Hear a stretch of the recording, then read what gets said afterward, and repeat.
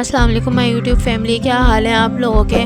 कैसे हैं आप सब? अच्छा जी, मैंने आज बनाया था ये बीफ का कोरमा और ये आप लोग इसकी लुक देख सकते हैं कितने मज़े का लग रहा है। उसका कलर भी कितना अच्छा आया है और ये बहुत मज़ेदार बना था। अच्छा, अगर आप लोगों को मेरी वीडियोस पसंद आ रही हो तो प्लीज़ मुझे लाइक, कमेंट्स और शेयर कीजिएगा। मुझे कमेंट्स में बताइएगा कि आप लोग को कैसा लग रहा है मेरी वीडियोस, और मुझे सब्सक्राइब भी ज़रूर कीजिएगा। चलें जी, बनाना स्टार्ट करते हैं। मैंने 3 अनियन लेनी थी बड़े बड़े साइज़ की। अच्छा, आप लोगों को अगर एक जैसी प्याज करनी है ना तो आप ऊपर जो वाइट पार्ट होता है ना इसका, आप लोगों ने इसको डिस्कार्ड कर देना है, वरना आपकी प्याज जो है ना कहीं से मोटी कहीं से बारीक होगी। ठीक है। और दूसरी टिप जो है ये है कि आप लोगों ने स्लाइसर में उसको करना है ताकि बिल्कुल आप लोगों की प्याज जो है ना एक जैसी स्लाइस हो। अच्छा, फिर मैंने इसके अंदर तेल ले लिया था, उसमें मैंने 1 टीस्पून नमक डाल दिया था ताकि हमारी प्याज जो है ना वो क्रिस्पी फ्राई हो। फिर मैंने इसमें प्याज डालने के बाद इसको जो है ना आपने गोल्डन ब्राउन कर लेना है। आप लोगों ने वहाँ से बिल्कुल नहीं हिलना, वहीं पर ही खड़े रहना है। ठीक है। इसको आप लोगों ने जो है ना चमचा चलाते रहना है ताकि कहीं से भी ये जो है ना वाइट पार्ट ना रह जाए, हर जगह से एक जैसी ब्राउन हो। ठीक है। फिर आपने इसको ब्राउन करने के बाद टिश्यू पेपर पे या किसी भी चीज़ पर निकाल लेना है अच्छे तरीके से। इसका तेल निकालने के बाद ये देख सकते हैं आप लोग कितनी अच्छी गोल्डन ब्राउन हुई है मेरी प्याज। आप लोगों ने बिल्कुल ऐसी ही करनी है, बिल्कुल इससे ज़्यादा कलर नहीं करना, क्योंकि इसका टेस्ट और जो है ना कलर दोनों डिपेंड करते हैं आपकी प्याज के ऊपर कि आप लोगों ने प्याज कैसे फ्राई की है। फिर आप लोगों ने फॉक ले लेना है, फॉक से जो है ना आप लोगों ने इस तरह से इसको फैला देना है ताकि ये जो है ना नरम ना पड़े। फिर तेल में मैंने डाले तेज़ पत्ते, इसके अंदर मैंने 9 से 10 लौंगे डाली थी, 3 छोटी इलायची डाली थी। इसको सौटे करने के बाद आप लोगों ने 2 टेबलस्पून डालना है इसके अंदर भर भर के लहसुन अदरक का पेस्ट। उसका कच्चापन आप लोगों ने दूर कर लेना है और बहुत अच्छे से सौटे कर लेना है। अच्छा, यहाँ पर मैंने जो है ना बीफ की बोटियाँ वो बोनलेस ली थी। आप लोग हड्डी वाला गोश्त भी ले सकते हैं। मैंने 1 kg बीफ लिया है।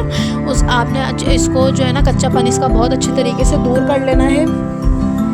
अच्छा, आप लोगों ने ना बीफ डालने के बाद इसको अच्छे तरीके से जो है ना भून लेना है। फिर उसके बाद मैंने इसमें डाला 4 टेबलस्पून कौरमा मसाला, 1 टेबलस्पून मैंने इसमें डाला लाल मिर्चों का पाउडर।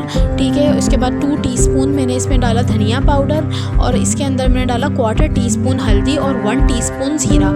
ठीक है। आपने पानी डाल के ना इसको बहुत अच्छे तरीके से भून लेना है मसाले को ताकि इसका कच्चापन बिल्कुल दूर हो जाए। और 1 टीस्पून मैंने इसमें नमक डाला। आप लोग नमक और मिर्चें अपने हिसाब से जो है ना एडजस्ट कर सकते हैं। ठीक है जी। फिर इसमें मैंने डाली 600 ग्राम दही, 2 प्याली भर भर के आपने दही डालनी है।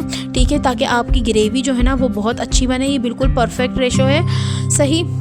आपने उसके अंदर डालने के बाद अच्छा, आप लोग ना इस स्टेज पे इस पे पानी डाल के जो है ना गलने रख दें। मेरे पास कुकर है, मुझे जल्दी थी तो मैंने जो है ना कुकर में डालकर और इसको जो है ना 20 मिनट में इसको टेंडर कर लिया था।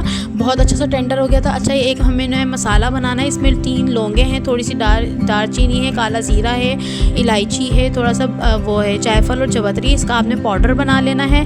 ठीक है। फिर ये देखें आप लोग जो है ना मेरा गोश्त देख सकते हैं कितना टेंडर हुआ है ये गोश्त। आप लोगों ने भी इसी तरीके से बनाना है इसको। ठीक है। फिर उसके बाद जो हमने प्याज जो है वो फ्राई की थी ना, ये उसका वो है प्याज का बुरादा है। आप लोगों ने इस तरीके से हाथ से क्रश करके, अगर आप लोग को दानेदार बनाना है ना तो आप लोगों ने हाथ से क्रश करके इसको इसके अंदर डालना है। और फिर इसको मिक्स करके ना हम थोड़ी देर के लिए हल्की आंच पे पकने के लिए रख देंगे ताकि जो है ना सारी चीज़ें अच्छी तरीके से मिक्स हो जाए और बहुत अच्छी सी ग्रेवी बन जाए।